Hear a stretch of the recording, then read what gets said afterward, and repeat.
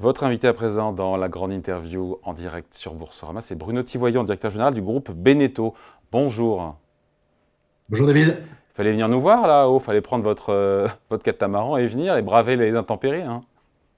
Paris est beaucoup trop excentré pour nous, Vendéens, qui fabriquons des bateaux depuis 140 ans. Oui, bon anniversaire d'ailleurs, c'est cette année, hein. Merci de l'avoir dit en introduction. On en est très fiers Bah, de vous pouvez. passer les vagues comme ça de cycle en cycle depuis 140 Vous ans et de êtes où se là physiquement? réinventer à Vous êtes chaque où? cycle. Vous êtes où physiquement?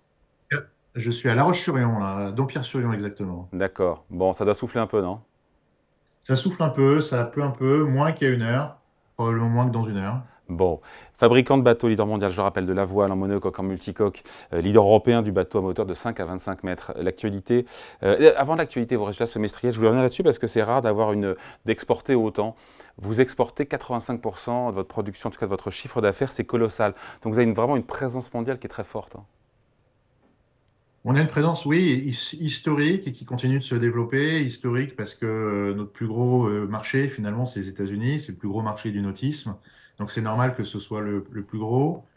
On représente effectivement, la France représente à peu près 15% de notre chiffre d'affaires, les États-Unis 40, le 30, l'Europe une cinquantaine. On exporte aussi beaucoup en Asie-Pacifique. L'Australie est un grand pays de navigation. Et puis, on exporte indirectement aussi en vendant à des sociétés de location qui ont leur base de navigation partout dans le monde, avec des flottes qui naviguent d'ailleurs d'une île en autre, à l'autre. Et on a une empreinte industrielle qui est aussi internationale. Elle est très française et vendéenne en particulier historiquement, mais avec une organisation. Les petits bateaux sont faits en Pologne, au Portugal et aux États-Unis. Les bateaux de taille intermédiaire jusqu'à 20 mètres sont faits en France. Et les bateaux qui vont de 20 à 25 mètres, qui nécessitent de partir par la mer, parce qu'ils ne peuvent pas être transportés sur les routes, bah, sont faits soit sur notre gros site à Bordeaux, soit sur un site en Italie, dans le nord d'Italie, à Monfalcone. Bruno Tivoyant, 2023 a été un millésime exceptionnel pour le groupe, pour Beneteau. Des ventes de mémoire, enfin pas de mémoire parce que je dis n'importe quoi, c'est sur ma fiche, en hausse de 30%. Est-ce qu'on peut dire que 2024 sera une année qui sera... Comment vous la qualifiez? Elle est moins bonne, elle reste satisfaisante, elle est en demi-teinte? Les deux premiers, on va dire. Elle est marquée par un changement de cycle sur un certain nombre de nos segments. On a dit en introduction qu'on était très international, mais en étant très international, on est surtout un multispécialiste, le seul dans le nautisme, présent sur trois marchés, les petits bateaux moteurs, les plus grosses unités moteurs, et puis La le voile. berceau historique, la voile, Ouais. qui représente la moitié de nos ventes. Et donc la dynamique des marchés, c'est pas la même sur chaque continent, c'est pas la même sur chaque segment, et elle Ben est justement, très expliquez-nous l'évolution saisonnière. de chaque segment sur chaque géographie. Ouais, c'est assez homogène, par contre. C'est assez homogène. Sur les petites unités, on a des marques américaines qui sont présentes sur le territoire américain, donc qui sont quasiment à 100% américaines, 80%. Nos marques européennes, Beneteau, Jeannot, Lagoon, Prestige, qui sont des marques que tout le monde connaît depuis des décennies, oui, représentent un bon tiers de leur chiffre d'affaires sur le territoire américain. Et sur des marques qui sont plus récentes, qu'on a lancées récemment, plus jeunes, plus dynamiques dans leur pénétration commerciale, Excess en catamaran notamment. La présence est encore assez européenne, mais la pénétration américaine est en train de prendre également. Donc ce qui freine, que je comprends bien, pardon, hein, ce qui freine, c'est le bateau à moteur, les petits bateaux à moteur, c'est ça qui freine là, au premier semestre? Même c'est les petites unités ou les moyennes unités, celles pour lesquelles l'accès à la propriété passe par Du crédit. le financement et à la fois freine l'accès au crédit, en tout cas le coût du crédit et le coût de l'investissement dans la solution, dans le produit, dans le bateau, que ce soit un bateau, un petit voilier monocoque ou un petit bateau moteur. Les gros catamarans fonctionnent encore très bien, les grosses unités moteurs fonctionnent encore très bien. Ouais, Les pardon, je vous petites coupe, c'est unités le à haut de moteur gamme. jusqu'à 9 mètres sont vraiment Ouais. impactées par l'inflation. Les plus grosses continuent de pénétrer et d'être des relais de croissance pour le groupe. Ouais, donc c'est le haut de gamme qui tire sur la croissance. On le voit à peu près dans tous les secteurs, ça, hein. Exactement, mais on le voit, ça fait 5 ans qu'on le dit, et ça fait 5 ans qu'on dit qu'on va avoir une stratégie de croissance en valeur qui va non pas nous sortir des marchés sur lesquels on était historiquement, mais qui va nous permettre d'être moins dépendants des volumes aux bornes du groupe, et donc d'avoir des relais de croissance, même quand les quand les marchés changent de cycle, ce qui est le cas actuellement et ce qui a changé très régulièrement dans le lotisme. La deuxième chose qui ralentit notre chiffre d'affaires aujourd'hui, et là encore, il y a un an, on en parlait ensemble, hein, c'est que Les stocks, euh, c'est les stocks, c'est ça? euh, les stocks, exactement, on sort d'une crise Covid, post-Covid, crise d'approvisionnement, post-crise d'approvisionnement, qui a contribué à ce qu'on fasse un millésime exceptionnel en 2023. Mais on a dit dès le mois de juillet, confirmé dès le septembre, et puis continuer à mesurer les enjeux et les impacts au fil des communications, que les distributeurs, pour ne pas manquer, s'étaient surapprovisionnés et allaient réguler leur endettement, donc leur stock, dans le courant de l'exercice 2024.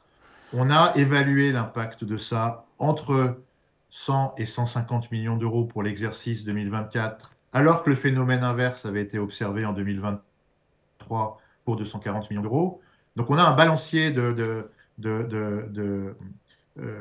déstockage dans nos réseaux de distribution de pratiquement une amplitude de pratiquement 400 millions d'euros à gérer qu'on gère depuis le mois de septembre dernier, hein, on l'avait anticipé et c'était justement quand on regardait derrière, nos résultats étaient exceptionnels, quand on regardait devant, on voyait que le marché allait ralentir. Comment on Et gère ces donc, histoires de stock, de surstockage? bah déjà, on anticipe, on adapte le plan de production en conséquence, on accompagne nos réseaux de distribution pour accompagner ce déstockage, on trouve des solutions de financement pour nos distributeurs en s'associant à notre joint venture avec une banque, Société Générale, qui permet d'avoir pour chaque client une solution de financement abordable. Et puis, on prend des mesures de modulation ponctuelle tout en préservant la capacité de rebond et donc les emplois différentes, qu'on soit en France, en Italie, en Pologne ou aux États-Unis, mais qui permettent de réduire le nombre de bateaux fabriqués pour une période donnée, le temps que les ventes aux clients finaux et les appels de bateaux par nos réseaux de concession à nos usines reprennent une cyclicité normale. Bon, le coup de frein, le Voilà. chiffre que j'ai, juste pardon, sur le chiffre d'affaires au premier semestre, le coup de frein est de 25%, chiffre d'affaires en baisse de 25%. C'est bien ça le chiffre. Est-ce que c'est derrière vous? Alors, c'est 25% pour le groupe, avec deux dynamiques différentes. L'habitat est pratiquement au même niveau d'activité. Le bateau L'habitat, est c'est à 20% du chiffre 20,31. d'affaires, hein. C'est l'amplitude d'activité et d'adaptation qu'il faut qu'on adresse, c'est de l'ordre de 31. On avait continué à stocker dans le réseau, enfin, le réseau avait continué à stocker sur le deuxième semestre de l'année dernière et va continuer à déstocker sur le deuxième semestre de cet exercice. Donc, on est dans la lignée de ce qu'il est, du phénomène que l'on a annoncé et qu'on a observé. Donc, on a annoncé un résultat de l'ordre de 10% sur le premier semestre pour le groupe et on a confirmé qu'on avait un petit peu resserré notre prévision de marge opérationnelle sur l'exercice, qu'on attend désormais entre 4 et 5% entre 4 et 6% pour la division bateau, un peu plus si on met l'habitat dans la rentabilité globale du groupe. D'ailleurs, c'est vrai que vous avez relevé vos prévisions financières en matière de marge, notamment là, après l'avoir réduite en fin juillet. C'est vrai que il s'est pas passé beaucoup de temps entre les deux. Après, c'est de l'ajustement, il faut dire ce qu'il y a, c'est pas non plus. Il s'est passé 2 mois, on avait mis une fourchette basse, une fourchette haute, on a confirmé qu'on serait dans cette fourchette en la resserrant un petit peu parce qu'on est 2 mois plus près que la fin de l'exercice et Ouais. donc du coup il fallait resserrer un peu et on C'est a du resserré plutôt fine-tuning. vers le haut. Voilà, non, ce qu'on avait fait au mois de juillet et ce dont on avait pris acte au mois de juillet, c'est qu'il y a un vrai ralentissement, une vraie incertitude politique aux États-Unis qui a vraiment ralenti significativement la demande de petites unités sur le marché américain. Et donc, nos marques américaines qui sont fabriquées sur place et qui sont, pour le coup, mono-segments, qui n'ont pas de levier de croissance, de montée en gamme sur les gros catamarans, comme les autres marques européennes fabriquées en Europe, bah, celles-là sont plus impactées. On va perdre pratiquement 15 millions d'euros sur l'exercice sur ces marques américaines fabriquées aux États-Unis. Bon, toute la filière est concernée. Toute la filière est concernée par ce fort ralentissement à la fois de la demande et à la fois du stock des réseaux de distribution, hein. C'est ce qu'on observe sur toutes les publications américaines. Et donc, c'est ce qui nous avait poussé à réviser notre prévision sur l'exercice. Maintenant, 2 mois plus tard, on voit qu'on va être en mesure de tenir une marge opérationnelle. Ce qu'on a expliqué plusieurs fois dans nos communications, dans nos plans stratégiques, dans nos prévisions, c'est de dire, c'est impossible dans le nautisme de donner une prévision de marge opérationnelle à 1 ou 2 ans à la virgule près. Ce sont des cycles très élevés et donc avec une amplitude très élevée. Donc, ce qui est important, c'est de rester, c'était de changer de tunnel. On était sur un tunnel de rentabilité qui était entre 0 et 6% avant Covid. Et donc, autour de 6% les bonnes années, autour de 0 les mauvaises. Et donc, on s'est placé dans un tunnel de rentabilité grâce à une stratégie de croissance en valeur plus qu'en volume, sans renier le volume, en tout cas sans être moins dépendant de celui-ci, dans un tunnel de rentabilité plus proche de 6 à 12 qu'on a dépassé en 2023 pour les raisons que Oui. j'ai évoquées. On n'en sera pas très loin en 2024, grâce aux mesures d'adaptation qu'on a prises et grâce à la poursuite de nos investissements, de notre développement produit, de la montée en gamme que l'on est en train de continuer de faire sur chacun des segments, grâce au plan d'innovation qu'on est en train de faire sur chacune des briques, hein, que ce soit sur l'électrification ou que ce soit sur le confort à bord, et puis grâce au développement de nouvelles solutions de navigation pour nos différents clients. Bruno Tivoyon, en préparant cette interview, j'ai appelé quelques experts du secteur. Ont-ils raison ou pas, je ne sais pas, mais ils m'ont dit que le marché du nautisme était dans une phase d'attentisme. C'est vrai ou pas? Et jusqu'à quand? Alors, jusqu'à quand? Je vais laisser les uns et les autres se faire son avis, mais l'attentisme, il vient de deux choses. Il est venu dans un premier temps de l'inflation qui a dit les prix des bateaux ont sensiblement augmenté. De Ça a combien provoqué une d'ailleurs? De première vague combien? d'attentisme il y a 2 ans. Là, aujourd'hui, l'attentisme dont parle tout le monde, que l'on voit hein, sur les pontons également, que l'on constate pendant les salons, il vient du fait que les taux d'intérêt sont élevés et que tout le monde pense qu'ils vont baisser et que ça commence à se matérialiser. Et donc, c'est pas quand les taux d'intérêt sont élevés et qu'ils vont baisser que vous passez à l'achat. Vous attendez un petit peu que les taux baissent d'un demi-point, d'un point pour passer et concrétiser. Donc, oui, l'attentisme, on le constate depuis un moment. Et plus la baisse des taux d'intérêt est proche, plus il est prégnant. Bah, on y Parce est. que finalement, Bruno Tivoyon, on y est. La BCE a baissé déjà 2 fois. Elle va rebaisser encore. Le gouverneur de la Banque de France l'a dit, a priori, sûrement encore une prochaine fois. C'est bon pour vous, ça, hein? Enfin, pour vous, pour vos clients. c'est un potentiel de rebond. Ça reste beaucoup plus élevé qu'avant Covid sur C'est vrai. post-inflation. Donc, le Ouais. coût d'accès à la propriété est quand même nettement plus élevé qu'il ne l'était il y a 3 ans ou il y a 4 ans. Mais évidemment, ça va contribuer à ce que la confiance des propriétaires revienne. Il y a deux choses dans l'attentisme, hein. J'ai parlé de l'inflation et des taux d'intérêt, mais il y a également l'incertitude politique, hein. Aux États-Unis, les années pré-élection sont jamais bonnes pour le nautisme parce que on ne sait jamais comment le marché va évoluer après une élection présidentielle. Donc on s'attend à ce que le marché soit en tout cas stabilisé en termes d'appels clients pour nos réseaux de distribution en 2025, en tout cas fin 2025, et puis que l'incertitude politique américaine soit derrière nous dans le courant de l'année 2025 avec des taux d'intérêt effectivement un peu plus bas. Bruno Tivoyon, le prix des bateaux, vous en parliez, il a augmenté de combien depuis par rapport à la période avant Covid? Je pense qu'il faut distinguer les voiliers, les catamarans des bateaux à moteur, hein. Il y a eu deux natures d'augmentation. Il y a eu l'augmentation de répercussion de l'inflation comme dans toutes les industries, et puis il y a eu les montées en gamme que chaque marque a fait, a réussi ou non. Mais je dirais, si on élimine le mix produit, donc l'enrichissement et la création de valeur que l'on met sur de nouvelles fonctionnalités qu'on met sur chaque modèle, uniquement l'inflation, c'est de l'ordre de 25 à 30% selon les modèles. Et ce qui explique évidemment, voilà, ce qui explique que tout ça sur fond de taux d'intérêt qui ont beaucoup monté, ça explique l'effet ciseau sur la demande. Ça explique l'effet ciseau et ça explique que aujourd'hui, l'un de nos concurrents, c'est le bateau d'occasion très récent, qui est finalement très proche d'un bateau neuf, pour un, un coût d'accès à la propriété bien moindre.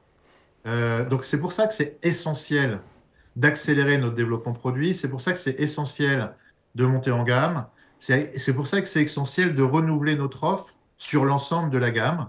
Et c'est pour ça que on a fait un bon salon de Cannes dans ce contexte un peu compliqué que je vous ai décrit, parce que toutes les innovations qu'on a montrées ont plu et on recrée une dynamique sur l'ensemble des gammes sur lesquelles ils se positionnaient. C'est une année où on va lancer 5 modèles en catamaran, à un moment où le marché du catamaran va lui aussi être impacté par ces phénomènes d'inflation et des hausses de taux d'intérêt. Lancer un 38 pieds, donc un bateau de 13 mètres, 12-13 mètres, un bateau de 82 pieds, donc un bateau de 24 mètres, 25 mètres. Ça renouvelle la gamme Lagoon, ça continue de développer la gamme XS à un moment où le marché en a besoin. Donc, arriver à créer en permanence de la passion sur chacun des produits que l'on montre, ça contribue à redynamiser pas simplement notre offre, mais le marché, et pas simplement sur le modèle qui est présenté, mais sur l'ensemble de la gamme. Et puis, évidemment, continuer à monter en gamme avec des solutions innovantes qui améliorent le confort pour le client Je- final. Ça ouais. reste notre axe prioritaire de développement. Justement, ces modèles innovants dont vous parlez, qui ont été présentés, qu'est-ce qu'ils ont d'innovant? Ouais, je vais prendre deux exemples. Un qui est assez traditionnel. On a présenté un nouveau troller 54 pieds de Beneteau. Ça fait longtemps que Beneteau lance des trollers, a été un peu précurseur sur ce marché. Des bateaux à navigation relativement lente, 15-20 nœuds maximum. Donc pas des bateaux qui vont très vite pour des familles qui cherchent à naviguer plutôt sur des longues distances. Et là, on a présenté, au-delà d'un bateau qui avait un style beaucoup plus innovant, il avait aussi une coque innovante qui lui permet de consommer 20 à 25% de moins d'intensité carbone en navigation, et en embarquant une nouvelle solution de stabilité. Vous savez que sur le bateau, ce qui est important aussi, c'est la stabilité en navigation. Bon, il y a plusieurs solutions pour le faire, elles coûtent cher, elles pèsent lourd. Là, on a introduit quelque chose qui est plutôt habituellement déployé sur les beaucoup plus grosses unités, une solution de stabilisateur, c'est des nageoires, hein, finalement pilotées électriquement, qui consomment moins, qui sont stables immédiatement. Et en termes de confort et en termes de consommation, c'est innovant et améliore l'expérience client. C'est vraiment l'axe prioritaire qu'on s'est donné dans notre trajectoire d'innovation durable, c'est qu'elle amène quelque chose au client final. Parce que acheter plus cher quelque chose qui amène pas, finalement, c'est pas transformant parce que ça pénètre très très très lentement ou pas du tout.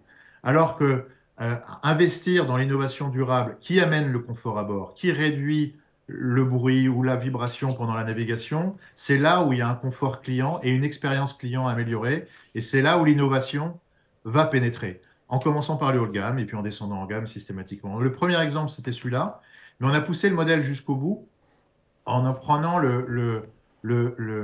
en présentant ce qu'on appelle un concept boat, donc un bateau qu'on a conçu euh, en partant non pas d'un objectif de design, mais d'un objectif d'expérience client en location pour les usagers, en recensant l'exacte condition de navigation d'un certain nombre d'utilisateurs que l'on sait maintenant suivre par notre plateforme digitale et mesurer très scientifiquement et très arithmétiquement.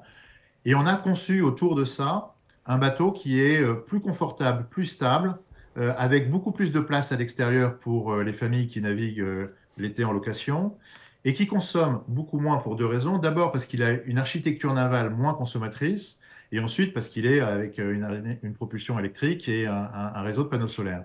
Donc on réduit comme ça d'à peu près de 50% la consommation énergétique en navigation, tout en proposant plus de stabilité, moins de bruit et plus d'espace à bord, puisque c'est un bateau qui va être positionné quelque part entre un monocoque et un multicoque en termes d'habitabilité. Donc, toujours une innovation qui soit orientée sur le cas d'usage, sur l'amélioration de l'expérience client. Il y a des premières commandes sur le premier plus que sur le deuxième. Est-ce que les prises de commandes en cet automne, notamment sur les nouveaux modèles, sont au rendez-vous? Sur les nouveaux modèles sont au rendez-vous, ce que je disais, sur les grosses unités principalement. Sur les gros modèles, ils sont au rendez-vous. Et ce qu'on n'attendait pas forcément, mais qui est l'effet positif, c'est qu'elles ont aussi permis de redynamiser les gammes. C'est-à-dire qu'elles ont mis en valeur l'ensemble de la gamme. La gamme troller dont je parlais pour Beneteau, on a vendu beaucoup de troller 54 qu'on présentait, mais on a aussi beaucoup vendu celui qui est juste en dessous ou celui qui est encore en dessous, parce que finalement, il y a eu un effet d'innovation et de novation qui a redynamisé l'ensemble de la gamme. C'est vrai aussi chez Prestige sur la gamme traditionnelle de bateaux monocoques à moteur. On a fait une grosse avancée il y a 2 ans en présentant des premiers multicoques à moteur, donc avec beaucoup plus d'espace à bord. Ça avait pris assez vite sur le plus petit parce que la gamme Prestige est assez proche de ce marché-là. Ça a vraiment pénétré à Cannes sur les plus grosses unités. On avait parlé il y a un an d'un modèle, le M8, et ce modèle-là aujourd'hui, ben, il a pris son envol à Cannes cette année. Et donc, du coup, c'est toute la gamme. On a annoncé qu'on allait lancer un troisième pour compléter la gamme entre le petit et le grand qui serait positionné entre les deux et qui permettra justement à chaque client de choisir son budget, son espace de navigation, ses conditions de navigation et avoir un levier de développement à la fois pour la marque Prestige, à la fois pour le site industriel qui les fabrique, Monfalcone en Italie, un axe de développement qui aujourd'hui, je dirais, euh, nous impacte dans nos résultats, mais présente notre levier de développement et de croissance et de rentabilité pour les années qui viennent. Pour Naughty Voyons, il y a de nouveaux usages, de nouvelles solutions pour avoir un bateau. J'ai lu que vous lanciez dans le reconditionnement de bateaux. Ça, c'est super intéressant aussi. Puis l'achat de bateaux à plusieurs. La copropriété en bateau, c'est possible. Alors, on commençait par le reconditionnement ou le refit. Là aussi, c'est une suite logique, c'est-à-dire que le refit, euh, pour créer de la valeur et créer une solution viable, pour le moment, ça passe plutôt sur des unités d'une certaine taille. Donc, les bateaux de 60 pieds qu'on a commercialisés il y a 7 ou 10 ans maintenant rentrent dans cette zone-là. Et donc, on a décidé de proposer aux propriétaires de ces bateaux-là de les remettre à neuf.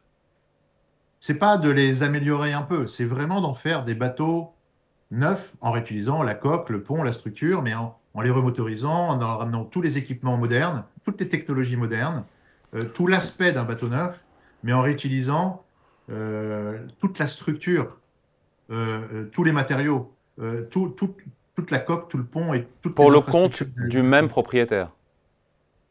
Soit au même propriétaire, soit au même propriétaire d'une société de location qui va continuer du coup à l'opérer pendant 7-8 ans supplémentaires, soit un propriétaire qui souhaite le revendre et en acheter un neuf. Donc il y a autant de cas d'usage, mais dans chaque accès à la propriété par ce refit, bah là aussi c'est à la fois une expérience client et une solution éco-responsable de nous développer en consommant moins de CO2.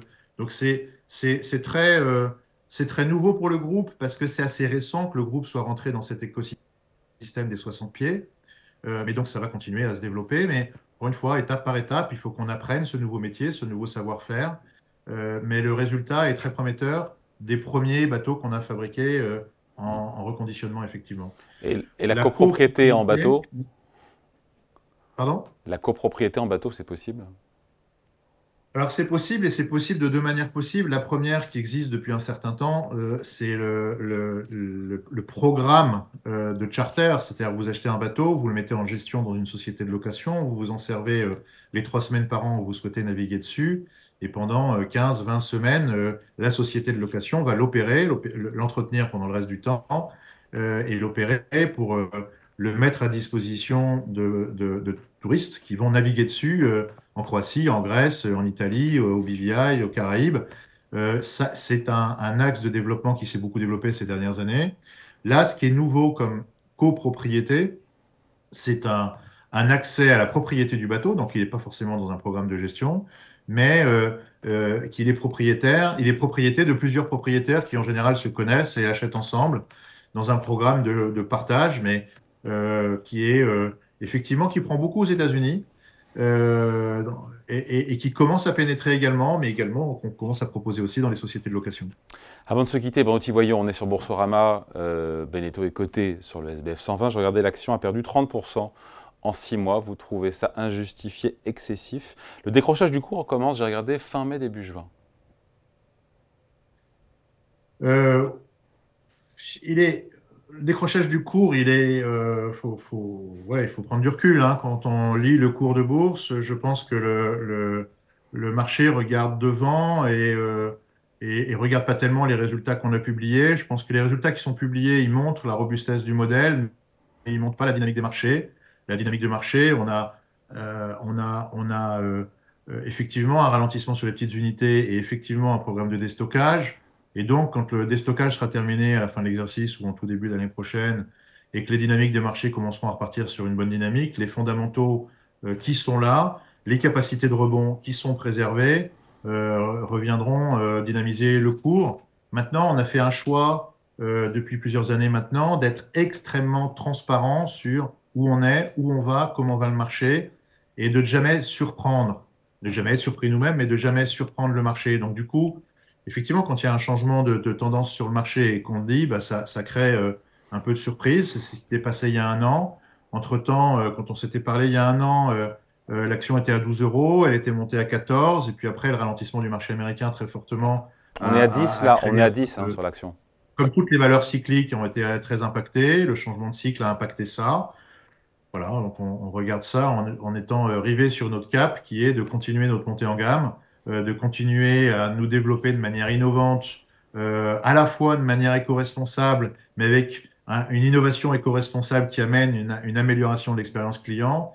Et puis trois, en continuant à développer des nouvelles solutions de navigation. Le refit en fait partie, le digital en fait Mm. partie, l'usage en fait partie, parce que les générations de demain, effectivement, navigueront différemment des générations d'hier. Mais c'est un cycle qui se passe comme depuis 140 ans. Donc c'est une opportunité quelque part sur le titre. Toujours. Allez, merci, merci pour cet entretien avec vous. Bruno Tivoyon, directeur général du groupe Beneteau, invité de la grande interview en direct sur Boursorama. À bientôt, merci. Merci beaucoup.